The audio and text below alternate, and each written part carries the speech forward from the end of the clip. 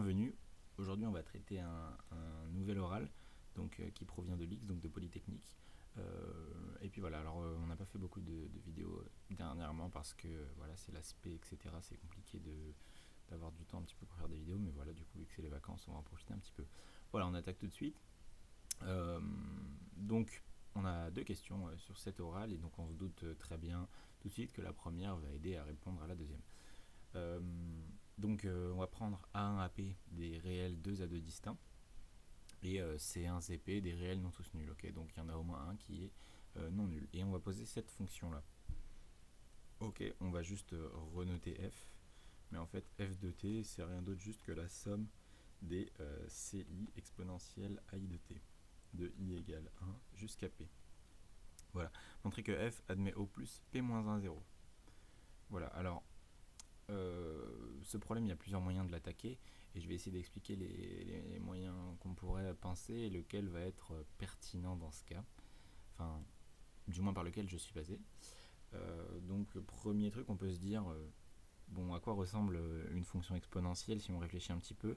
Par exemple, si on prend le cas p égale 1 et on trace le graphe typiquement, bon bah la fonction elle va jamais s'annuler. Donc et en plus cette condition nous dit que ça s'annule au plus 1 moins 1 égale 0 fois.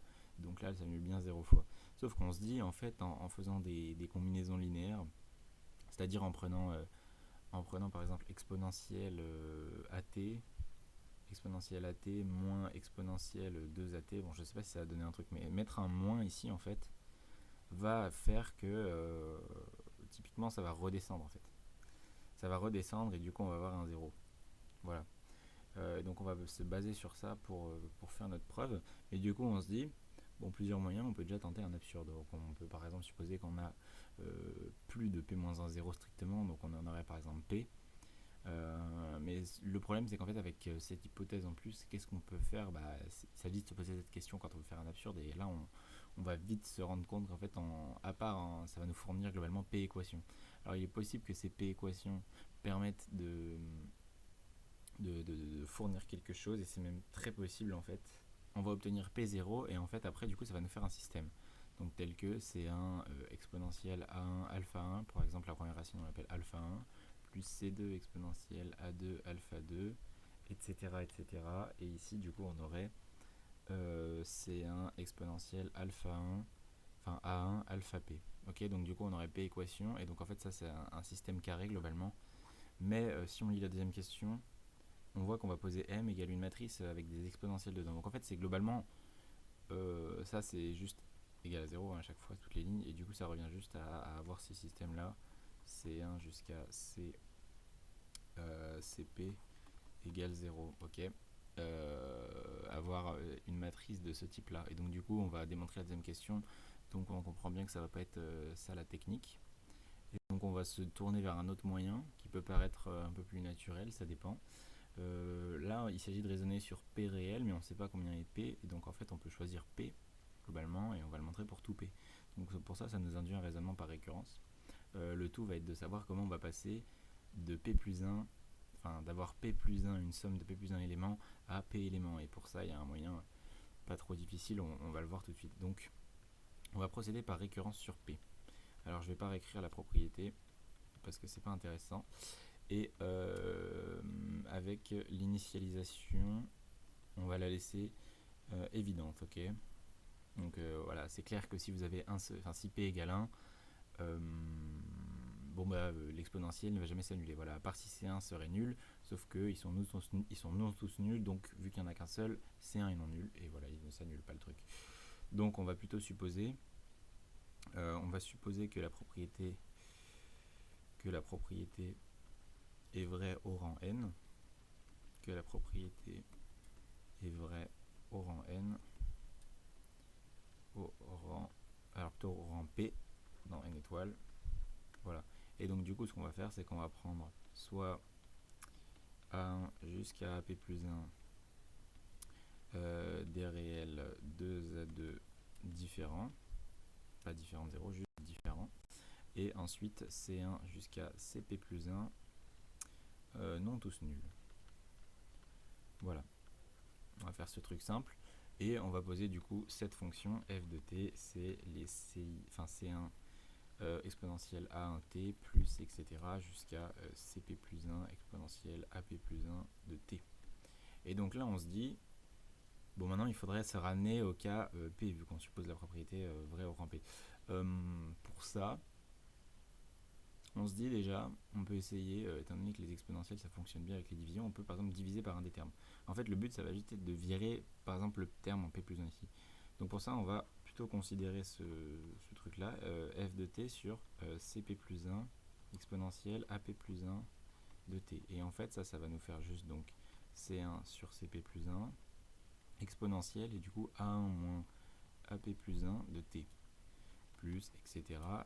Et ici on a donc cp sur cp plus 1 exponentielle ap moins ap plus 1 fois t plus 1. Voilà.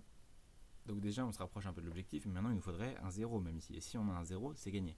Et donc on se dit comment on peut faire apparaître un 0 à partir d'une constante, et ben en fait on peut dériver.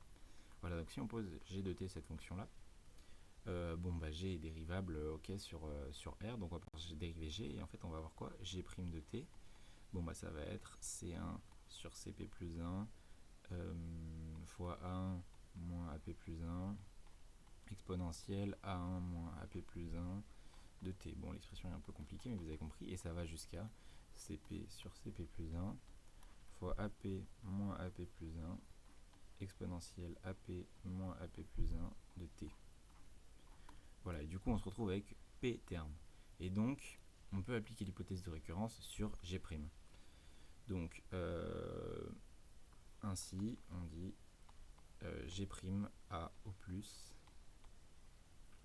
p-1 0. Voilà. Donc maintenant le but ça va être de retourner à f. Avant de retourner à f, on va quand même essayer de retourner à g. Pour ça on peut faire un dessin. Disons que g' a au plus p-1 0. Enfin supposons plutôt par l'absurde que g, là notre but c'est de montrer que g a au plus p0, mais on va supposer par exemple que g a p plus 1 0. Par exemple on va prendre le cas p égale 1, très bien, et on va supposer que g a donc du coup p plus 1 0, ce qui va nous faire 2 0, donc elle aurait un truc comme ça g. Voilà, ça serait notre fonction g avec nos deux points d'annulation ici. Sauf qu'on a montré que g' a au plus p-1 0. Donc g' a au plus 1 moins 1 0, 0. Sauf que si on applique le théorème de Rolle, ici on peut trouver un 0 à la dérivée. Ok, c'est juste un minimum. Et c'est logique en fait, juste, bah du coup si on suppose que g, enfin si g a plus strictement de p0, alors par Rolle, et bah du coup, donc on fait Rolle sur tous les intervalles des trucs, alors par Rolle, virgule, on dispose de plus strictement de p-1 0. De p-1 0 pour g'. Et ça c'est absurde. Donc on en déduit. Donc g a au plus p0. Alors on notera qu'il n'est pas du tout obligé d'en avoir p exactement, parce que la dérivée pourrait très bien faire un truc comme ça. Par exemple on ferait ça, ça, ça, voilà. Là g' elle aurait 1, 2, 3, 0, et pourtant lui il a que 2 0. Mais c'est juste un au plus. On sait que c'est au plus p0. Et donc une fois qu'on est à g, maintenant on va revenir à f. Et en fait, bon bah cette quantité-là, là, ce truc-là, bah, c'est tout le temps positif. Enfin, en valeur absolue du moins, bref, c'est différent de 0, on va mettre plutôt. Donc en fait, du coup, si on a g de alpha égale 0, si et seulement si f de alpha égale 0. Voilà. Et donc du coup, ce petit truc-là nous dit que donc f a au plus p0. Alors on notera, mais je ne l'ai pas fait vraiment, mais voilà, il faut juste vérifier un petit peu les hypothèses, mais on note bien que tous les A1 jusqu'à AP plus 1, enfin les AI moins AP plus 1 pour I dans 1P, ils vont être différents, ok, vu qu'ils sont différents de base, il n'y a aucun risque que ça qu'ils ne soient pas différents, et puis ici ils sont tous nuls, hein, étant donné que bon, ça déjà c'est non nul, et puis les CI ici sont tous nuls. Alors il y a un cas qu'on n'a pas traité, mais le cas CP plus 1 égale 0. Bon bah CP plus 1 égale 0, il est évident, parce qu'en fait on est juste au cas P, donc au cas précédent en fait, parce que du coup on a juste une somme de P termes, et du coup on va juste au cas précédent et c'est fini. Donc ici en fait on a supposé ici que CP plus 1 était différent de 0. Voilà, c'est juste des petits détails, mais je tiens à les préciser. Voilà, et donc du coup on sait que notre fonction f a au plus P0. Et maintenant on va s'intéresser à la deuxième question, qui est dans la continuité de cette question. Donc on va prendre A1 jusqu'à AP et B1 jusqu'à BP des réels. Et on va poser cette petite matrice. Donc on va essayer de l'écrire et il va falloir surtout montrer que le déterminant est positif. Donc on va poser nos petites quantités ici, et puis on a aussi B1 jusqu'à BP. Voilà, je vérifie s'il n'y a pas d'autres trucs, juste des réels. Voilà, des réels. Des réels. Très bien, et on pose du coup M est égal, donc c'est une matrice exponentielle AI BJ. Et donc ici c'est pour 1 plus petit que I, virgule J plus petit que P. Voilà, donc si on regarde un petit peu la forme de cette matrice, alors j'ai pas précisé, hein, mais montrer que det de M est positif, c'est ce qu'il faut faire, strictement.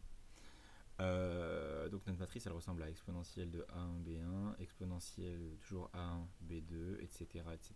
Et puis ici on a exponentielle de APB1, etc. Et ici exponentielle de APBP. Voilà, ici exponentielle A1, BP, si vraiment on veut préciser un peu. Voilà, ça c'est notre matrice M. Et donc on veut montrer qu'elle est déterminant positif. Alors on se dit, pour avoir un déterminant positif, c'est quand même pas si simple d'obtenir le fait que le déterminant soit positif, à part avec la formule qui nous dit direct, bon, det de M est égal à la somme pour les permutations, etc., des A sigma 1, etc., etc., enfin A sigma, sigma 1, 1, etc., jusqu'à A sigma P, P. Bon, voilà, cette formule avec epsilon aussi, epsilon de sigma. Bon, ça c'est un supplice, cette formule, on va pas se mentir qu'on va pas y arriver. On se dit aussi pourquoi pas, prendre le polynôme, et essayer de calculer xi de m, et ensuite trouver un de ces certains coefficients qui sera rien d'autre que justement son déterminant. Ok, puis calcul des coef pour obtenir le déterminant.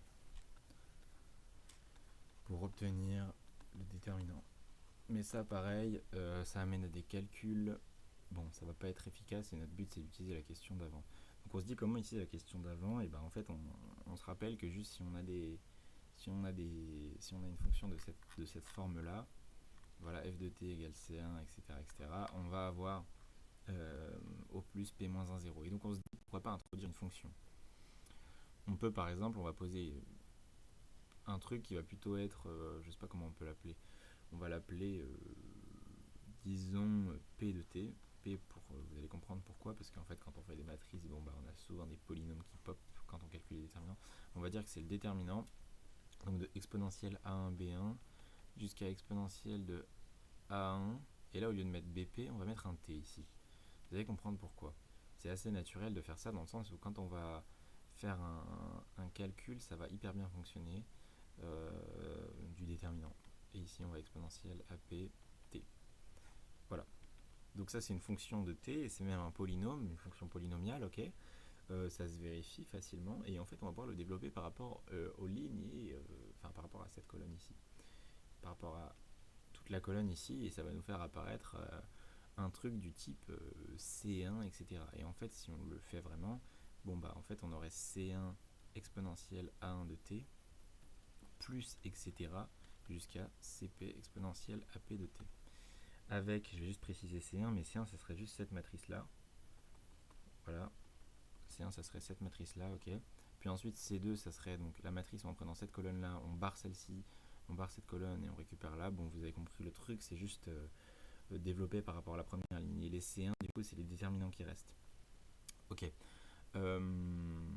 Donc on sait que c'est du coup, d'après la question précédente, ce truc là, A au plus P-1, 0. P-1, 0. Ok. Alors maintenant on peut se dire, bon bah évaluons ces zéros, et puis alors oui, du coup, les C1, ici, bon, normalement, il y a des moins 1. Il y a des moins 1 puissance P, j'ai pas précisé, et ici c'est un plus, hein, c'est pas important, ici c'est un plus, ici c'est un moins 1 puissance P plus 1 même. Voilà, bon après il y a des signes, mais on s'en fout, vous allez voir pourquoi. Donc, on sait que ce truc-là a au plus P moins 1, 0, et même les 0, en fait, on sait lesquels c'est. Pourquoi? Parce que si on évalue P de A1, ben en fait on va avoir A1 B1, enfin P de B1, excusez-moi, P de B1, on va avoir exponentielle de A1 B1, exponentielle de AP BP, donc ça c'est toute cette colonne, et en fait cette colonne ici va être exactement la même. Et donc on sait très bien que bon, bah, ça veut dire que le rang de cette matrice là serait plus petit que P strictement, ou alors que tu as deux colonnes liées, bref, du coup le déterminant vaut 0. Okay, c'est une forme, je ne sais plus exactement le terme, mais ça veut dire que c'est 0.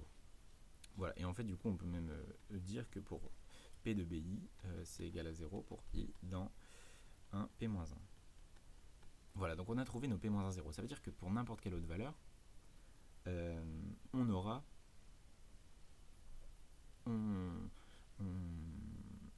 on sait qu'elle sera différente de 0, okay, vu que c'est pas un 0. Et donc là, le but, ça va être d'évaluer P en BP. Pourquoi P en BP? Bah, du coup, P en BP, en fait, c'est juste le déterminant de M. On notera P en BP, c'est le déterminant de M. Donc, du coup, on va s'intéresser au déterminant de M. Alors, là, je vais faire un petit dessin pour comprendre. Mais dans l'idée, on va avoir nos zéros. On va avoir nos zéros, ok, comme ceci. Et en fait, ce qui va nous intéresser, une fois qu'il n'y a plus de 0, donc là, ça, on va dire que ça, c'est le dernier 0 ici. On veut savoir si la courbe, elle va aller au-dessus ou aller en dessous. Dans tous les cas, si elle va au-dessus, elle ne pourra jamais redescendre au point de repasser en dessous de 0, parce que sinon, ça crée un nouveau 0. Donc, soit elle va au-dessus, soit elle va en dessous. Donc, nous, on sait que, étant donné qu'on voudra montrer que le déterminant est positif et que BP est plus grand que toutes les autres racines, BP, en gros, est par là, hein, et là, tu as tous les autres. Là, tu as genre BP-1, ici BP-2. Bref, voilà, on sait que du coup, le truc va monter. Maintenant, le tout, c'est de le montrer comment on va faire. Donc, on remarque en fait que c'est le dernier coefficient qui va tout donner. Pourquoi? Parce que on peut juste. En fait, ça revient à s'intéresser à la limite en plus l'infini de P. Et en fait, la limite en plus l'infini, c'est juste la limite de ce truc-là. Parce que tous les autres, les A1, sont tous plus petits. Donc en fait, ils sont dominés par cette exponentielle ici. Vu que A1 plus petit que A2, plus petit jusqu'à AP. Donc ils sont dominés par cette exponentielle là. Donc il s'agit juste de trouver le coefficient de CP. Et le coefficient de CP, bah CP c'est juste ce déterminant là. Donc en fait, si on a fait une récurrence, si on a supposé que la propriété était vraie pour une matrice de taille P-1, et bah on a que le déterminant de ça est positif. Et en fait que tous les CI ici sont positifs. Mais vu qu'il y a des signes moins 1 plus 1, voilà, ça va annuler. Et donc en fait on a par hypothèse de récurrence, la récurrence on peut la rédiger, mais là c'est pas vraiment l'objectif. Par hypothèse de récurrence, on a CP qui est positif. Donc en fait, je vais l'écrire ici, donc la limite de P de T, c'est plus l'infini, quand T tend vers plus l'infini. Et donc en fait, ça pareil, il faudrait le détailler précisément, mais du coup ce truc là implique en fait que pour tout T plus grand que BP plus 1, BP-1, excusez-moi, P de T est plus grand que 0. Et donc en particulier, P de BP est plus grand que 0. Voilà. IE, donc du coup on a que le déterminant de M est plus grand que 0. Voilà. Bon, il manque un petit peu des détails à rédiger ici. Une fois que vous avez que la limite en plus l'infini, c'est ça. Ce que vous pouvez faire pour montrer ça, bah, vous allez supposer en fait qu'il existe un élément T. Si vous supposez qu'il existe T0 par l'absurde plus grand que BP-1, tel que du coup f de T est plus petit ou égal à 0, bon bah en fait, vu que la limite en plus l'infini c'est plus l'infini, bah, vous allez pouvoir trouver un 0 en fait entre T0, entre T0 et l'infini, vous allez pouvoir trouver un nouveau 0. Bon, du coup, voilà, il se trouve que c'est un problème qu'on puisse trouver un nouveau 0, car on les a tous donnés déjà, donc c'est pas très compliqué à prouver. Et puis voilà. J'espère que cet exercice vous a plu. Vous n'hésitez pas à nous dire si vous avez des exercices en tête en commentaire, on les fera avec plaisir. Et puis merci pour le visionnage.